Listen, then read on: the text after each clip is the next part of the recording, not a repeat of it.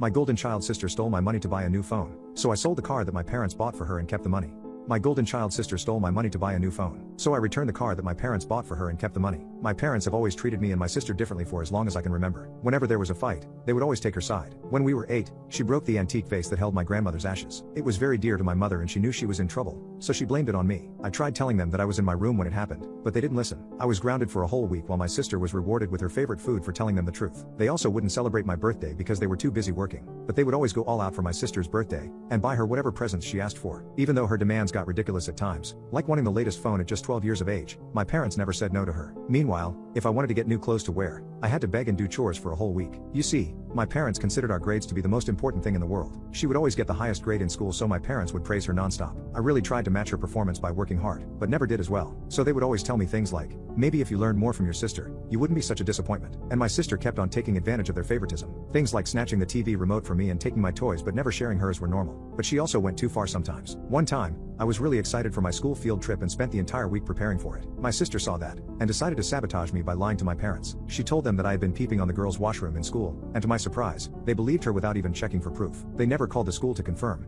and simply decided to punish me by not allowing me to go on the trip. That day, I realized that my parents were never going to take my side. I began spending my time at my friend's house so I wouldn't have to listen to my sister's demands all day long. I also took on a job in high school so I could pay for my own stuff. That was because I never got an allowance like my sister. I was being careful and saving up money because I wanted to move out at 18 and get away from her. For her 16th birthday, my parents bought her a brand new car, and she made sure to rub it in my face. Whenever I had to go somewhere, she would ask me if I wanted a lift, and then proceed to say, "Oops, sorry, I can't waste my fuel on useless people." As time went on, I simply ignored her and kept to myself. There would be days when my parents didn't say a single word to me, but I was more than happy to be ignored rather than punished. Now, my 18th birthday is in a few weeks, and I had saved enough money to make a deposit and rent my own apartment. But I was having trouble looking for a decent place, so that money was being hidden in my room. I would check if it was still there before going to sleep every night, just as a way of feeling secure. But then I made the mistake of talking on the phone when my sister was home and probably listening in. She heard me talk about the apartment, and how I had some money saved up. She instantly barged into my room and asked, "I want to buy a new phone, so do you think you could share some of your money with me?" She had asked the same question to our parents, and they had said no because their finances were running a bit dry. I couldn't believe that she was asking me to hand over money that I had earned on my own, and told her a firm no. I told her that this money was for me,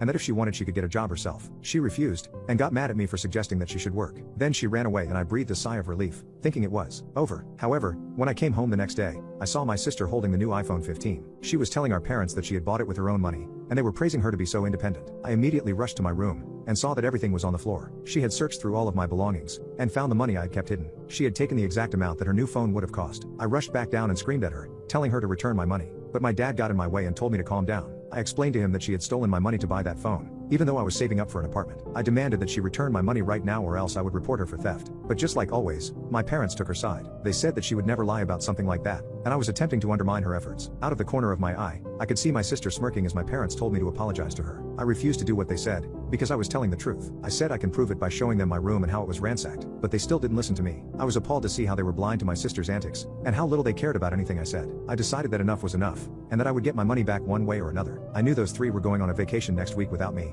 so I waited. I acted like I didn't care that my sister had stolen the money. She would walk by me and taunt me by saying, "I hope your money is safe." But I just replied, "I hope so too," and kept waiting. The day they went out, I went into her room and took her car keys. I drove to the nearest dealership that bought used cars, and sold it for whatever amount they were willing to give. I'm pretty sure I got less than half of what it was worth, but I didn't care. I had gotten more money than she had stolen from me. Then I rented whatever apartment was available, and moved all my stuff before they came back. I also blocked them and never told them my address, so they have literally no way of contacting me. I regret not being able to see my sister's face when she realized her car was missing, and so was I. I thought I was finally free of that toxic environment, but never did I expect my sister to find me and do something crazy.